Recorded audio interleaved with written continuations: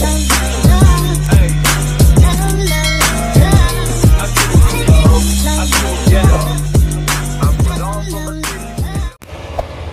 guys! Welcome back again sa my YouTube channel. So, bago ang lahat, please follow nyo muna ako sa aking TikTok account. Ito siya guys. So, for this vlog, may i-review ulit tayo ng product, which is etong Charan! So, ayan, magre-review tayo ng Gmilan Orange Exfoliating Whitening Gel and Gluta Whitening Lacy Cream. Here we go!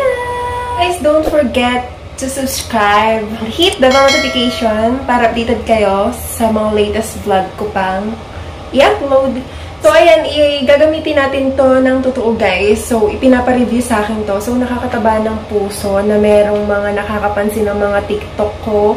So, ayan, nag-affiliate kasi ako sa TikTok. So, ayan, may nagpadala sa akin from Gmilan. So, eto nga yung pinadala nila. So, ang happy ko naman, syempre, bilang isang content creator, may nakakapansin na ng mga videos ko, may mga nagpapa-free product na ganyan. Kahit hanggang free product muna tayo, kahit wag muna tayong mag-expect ng meron tayong big commission. So, just keep on watching! So, ayan, kung makikita niyo yung aking natural face, ayan yung itsura niya, guys. So, meron tayong konting makeup dyan dahil ako ay galing sa work. Konti lang yan, So, then, i-apply natin yon. So, tingnan nyo na lang yung pinagkaiba or kung mayroon bang mag-iiba. Pag in-apply natin yung Gmilan na lacy cream and mag-exfoliate muna tayo bago tayo mag-lacy cream nila.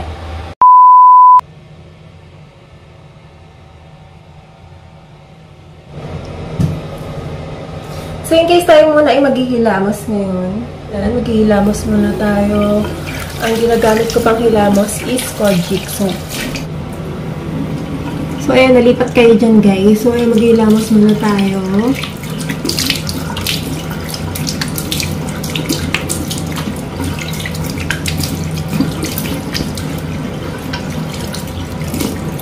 So, kailangan malinis ang ating mukha.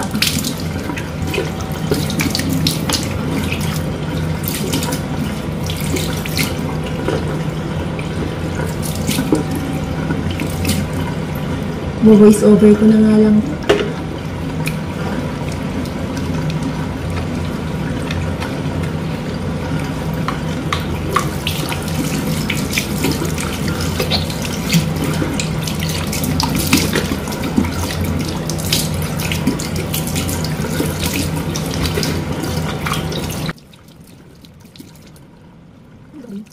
So, wait, ilipat ko kayo dito.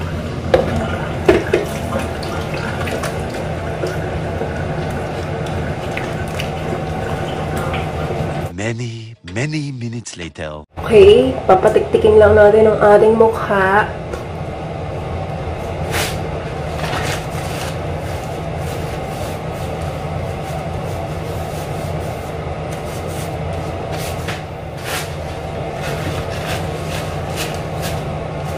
So, yun guys, tissue yung ginagamit ko sa mukha ko. Simula nung malaman ko na hindi dapat towel ang ginagamit natin sa ating face. Kasi nga naman, yung towel, syempre, pinupunas natin sa buong katawan.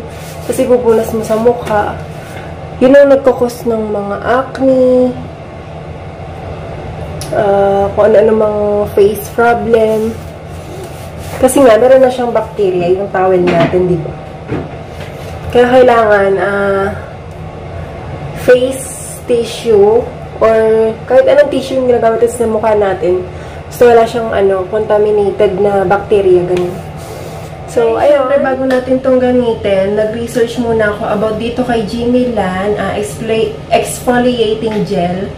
So, isi-share ko na din sa inyo yung na-research ko about dito sa product na to. So, mukhang maganda naman tong product na to. So, syempre, tatry natin sa inyo. Isasama ko kayo sa journey na to na pag-try ko dito sa product na to. And then, honest review tayo dito, guys. You know naman. Si Gmilan Orange Exfoliating Whitening Gel is mild and non-irritating to sensitive skin. So, okay na okay siya sa mga sensitive skin. Then, release deep cleansing power. Siyang orange plant fiber, quickly peel off all cutting in 1 minute. jojoba seed oil, dissolve oil without hurting the skin, refreshing gel, not tight after washing. So, sabi niya, quickly peel off old cotton in 1 minute. Ano ba yung cotton? So, cotton is the main component of cuticle. So, siya yung waxy or yung water repellent ng face natin. So, ano ba ang ingredients ni exfoliating gel? Meron siyang Italian Sicilian orange, niacinamide from the Holland. So, yung niacinamide, guys, maganda yung ingredients na yan. So, makikita nyo siya sa mga sunscreen or other product.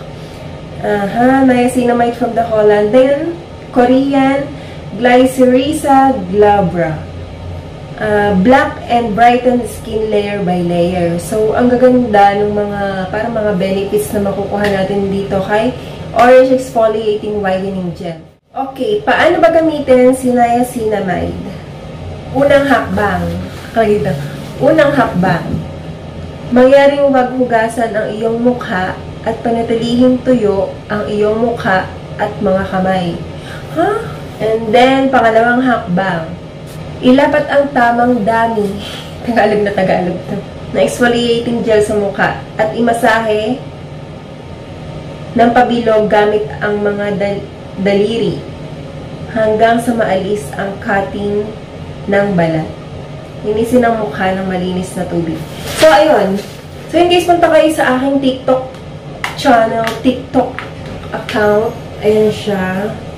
So, ayan, nalipat ang beshi mo. So, dito tayo mag-open itong Orange Exfoliating Gel. So, paano siya i-open? Itong product na to, guys, is made, meron siya sa France, and then sa Hong Kong. Ayan, makikita niyo dito sa box. Magandang product din siya. Makikita niyo pa lang din sa packaging pa lang. Ang ganda. Dito, meron siya dito sa gilid na tatanggalin nyo para ma-open yung plastic. Like this. Diba? Bongga. Pinaghandaan ng packaging. Yung iba, wala silang mga balot na plastic na ganyan, diba? Ito, may plastic pa siya. Okay, open natin. So, pag-open natin, ito ang ating makikita. I'm so happy na may nakaka-discover sa akin. Ay, na ulit siya. Ito yung itsura niya, guys. Ang cutie-cutie. So, wala na ng packaging niya. Talagang pinag-isipan yung packaging. So, okay.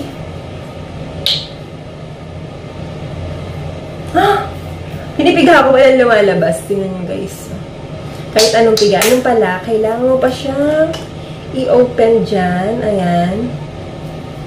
Dahil meron siyang wait lang po. Ang gandang product nito, guys, ah. So, natutuwa naman talaga ako na pinapadalan ako ng mga ganito. So, paano ko itong tatanggalin? Ayan.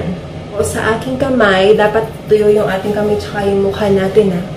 Tignan niyo, guys, yung consistency niya, kanitsura niya. Kita niyo. Mayroong mga maliliit na orange. So, okay. Try natin dito. OMG.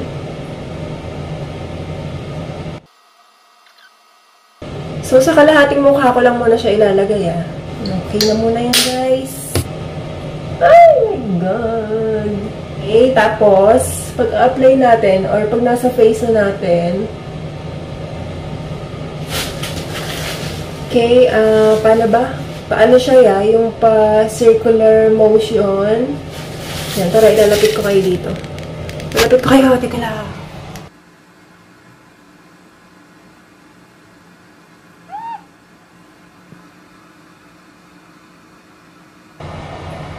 So, ayan, circular motion siya, guys, in 1 minute. In 1 minute natin to gagawin. Nakikita nyo ba? Dito lalo sa may gilid ng ilong. Galing naman ang mga product nila na to. Kalahati lang nilagyan ko para makikita nyo yung pinagkaiba. Yung sa hindi natin in-applyan, compare doon sa in-applyan.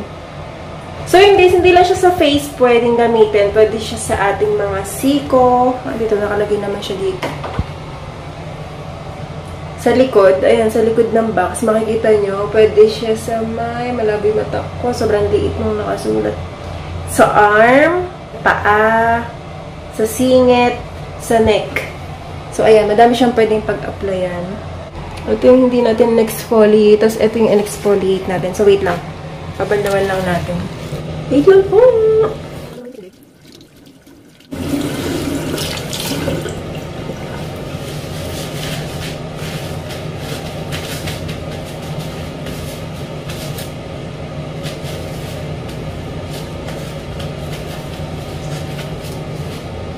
O, diba? Ang bongga niya. So, patuyuin lang natin. Guys, ayan, natuyo na siya. So, ang lambot na itong in-exfoliate ko. Sobrang lambot niya. Meron siyang konting hapde, which is siguro normal naman yun. Kasi, in-exfoliate nga natin yung ating skin. So, konting-konti lang. Siguro mga 1%. Ito, magalas. Tapos, ano to, ang dulas niya. Parang, ano siya, parang kuminis. Ganun. Yung texture. Siyempre, hindi nyo agad makikita yung result nito kasi sa base ko pa lang ginamit. So, yun, ang lambot-lambot nyo nga sa face. Kung sa personal nyo makikita, ibang-iba yung itsura nito na exfoliate natin sa hindi na exfoliate. Ito, isa lang kasi sa taas tinitingnan ko. Okay, siguro sa next vlog ko na lang sa inyo i-review itong isa kasi masyado nang mahaba ang ating video. So, sa next vlog ko na lang ito i-review, guys. Don't forget to like, share, subscribe, and hit the bell notification para updated ka sa mga latest vlog ko pang gagawin. And then, para updated ka sa next kong gagawin na vlog dito naman sa kanilang Lazy Cream. So, thank you for watching. Bye-bye!